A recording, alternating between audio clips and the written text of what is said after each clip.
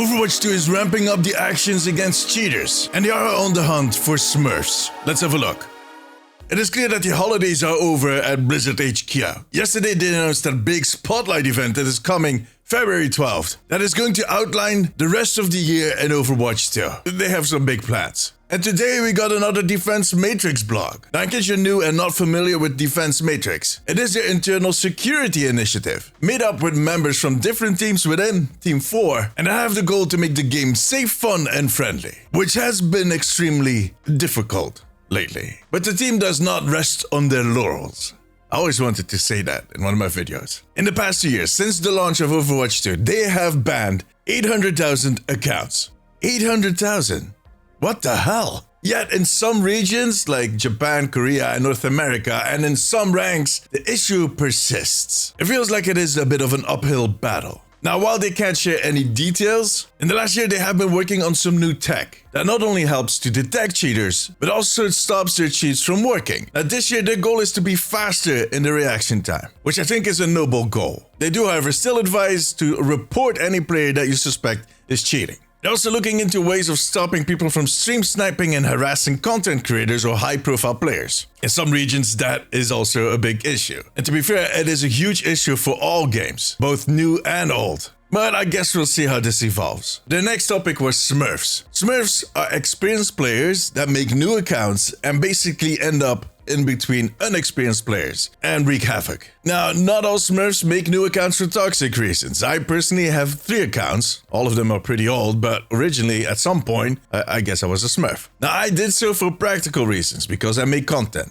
And let's be honest, I'm an average player, so I don't think I disrupted anybody's experience. That's kind of sad. But if you are a brand new player and you run into a smurf that is actually top 500, yeah, your game is done. And it is not the most fun way to start your Overwatch career. Now, they're going to fix that in 2 ways. First off, new players in their first 5 matches will be pitched against AI players. Earlier this week, they actually shared that they already did that in some instances, but yeah, soon it's going to happen for all new players. I personally think that that is a smart move. The Overwatch experience can be kind of overwhelming and daunting for a new player. The last thing you need is to be facing other players that are actually smurfing or just better. You need to start out a little slow.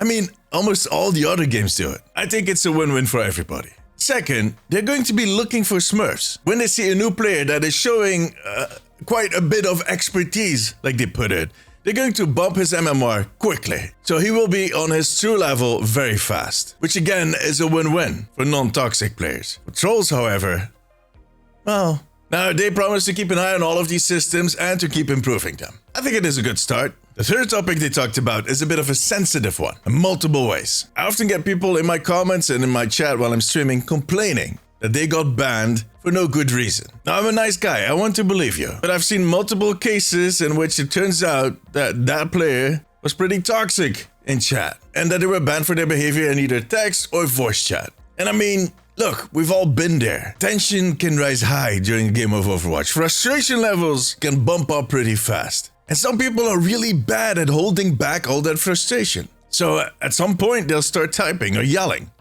Not good. In other cases, people will respond to those messages and get banned themselves, which feels really unfair, but I think Blizzard is just holding up a zero-tolerance policy when it comes to all of that. They tried other stuff before, but I think at this point they're just done. They're going New Testament on all of us. Or is it Old Testament?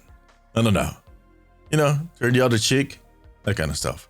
And yeah, sometimes people will get banned for the wrong reasons. See, they are using machine learning or AI kind of suss out all of these people, kind of find the nasty behavior. Now, what is typical for these types of systems is that it takes some time for the machines to learn what is appropriate and what is not. So sometimes there will be a false positive, but you can always send an appeal, at which point it will be a human that will be looking over your logs and decide. Now, these people don't know you, so no need to make any claim that they're out for you or something. If they figured you did something wrong, well, that's it.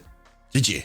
Look, my advice would be, if you don't have anything nice to say, don't say anything at all. And if someone is being rude to you, just report them and move on. It's not worth it, trust me. Stay in your happy place. It's just a game. And I know a lot of you think that it's not true, but reporting works. I've seen it multiple times.